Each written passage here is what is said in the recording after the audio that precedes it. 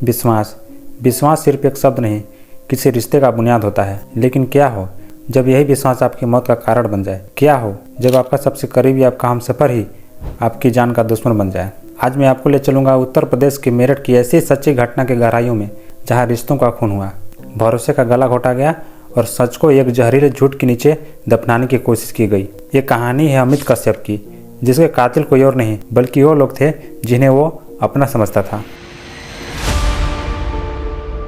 मेरठ का अकबरपुर सदात गांव, इसी गांव में रहता था अमित, जो अपनी पत्नी रविता पर आंख बंद करके भरोसा करता था और अपने दोस्त अमरदीप को अपना भाई मानता था।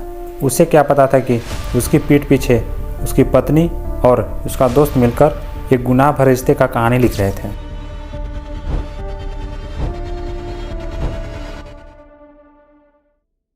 अमित को शायद उनके रिश्ते का भनक लग चुकी थी। वो उन दोनों के रास्ते का कांटा बन रहा था और रविता और अमरदीप उस कांटे को हमेशा के लिए निकालने का एक खौफनाक प्लान बना लिया था। अप्रैल 2025 की सुबह जब अमित के घर से चिल्लाने की आवाज़ आई तो पूरा गांव इकट्ठा हो गया। अमित अपने बिस्तर पर मरा पड़ा था और उसके पास बैठा था एक फुकारता हुआ सांप। एक तरफ मातम था, पत्नी रविता जोर जोर से रोने का नाटक कर रही थी। सबने मान लिया था कि बेचारा अमित की मौत सांप काटने से हुई है। एक दुखद हादसा और कहानी खत्म, या शायद ये कहानी शुरू हो रही थी। पुलिस आई, पंचनामा हुआ और केस बंद होने ही वाला था। लेकिन कहते हैं ना, कातिल कोई ना कोई सुराग छोड़ ही जाता है। यहाँ सुराग था।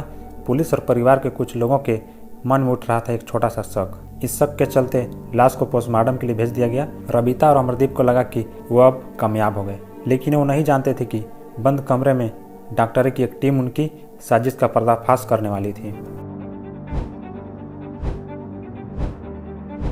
कुछ घंटों बाद कागज का एक टुकड़ा बाहर आया। वो पोस्टमार्टम रिपोर्ट थी और उस रिपोर्ट के एक शब्द ने पूरे ड्रामे का पर्दा फाड़ दिया। रिपोर्ट ने बताया कि अमित के शरीर में सांप की एक जहर की बूंद भी नहीं थी। उसकी मौत गला घोटने से हुई थी। अब यह केस एक हादसा नहीं बल्कि एक प्लान मर्डर था। पुलिस की तिरछी निगाहें अब उस रोती बिखरती पत्नी रविता पर थी। पूछताछ के दौरान शुरू हुआ।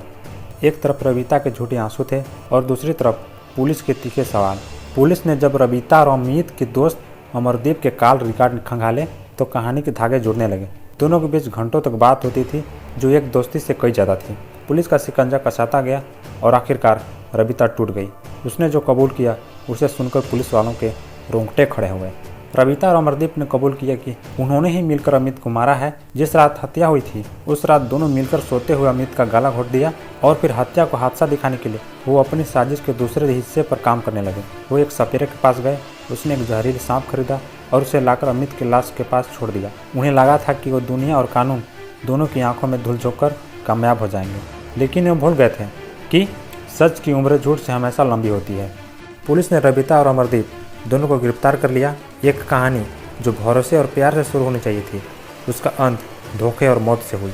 ये केस हमें यह कड़वा सबक सिखाता है कि जब रिश्ते में फेरब अपनी जगह बना लेता है तो वो जान लेने से भी नहीं हिचकिचाता है। इस दिल दिलाने वाली घटना के बारे में आपकी क्या राय है, कमेंट में ज़रूर बताएं। अगर ये कहानी आपको अंदर तक झकझोर गई हो तो इस वीडियो को लाइक करें और ऐसे ही सच्ची और अनसुनी कहानियों के लिए हमारे चैनल को सब्सक्राइब करें।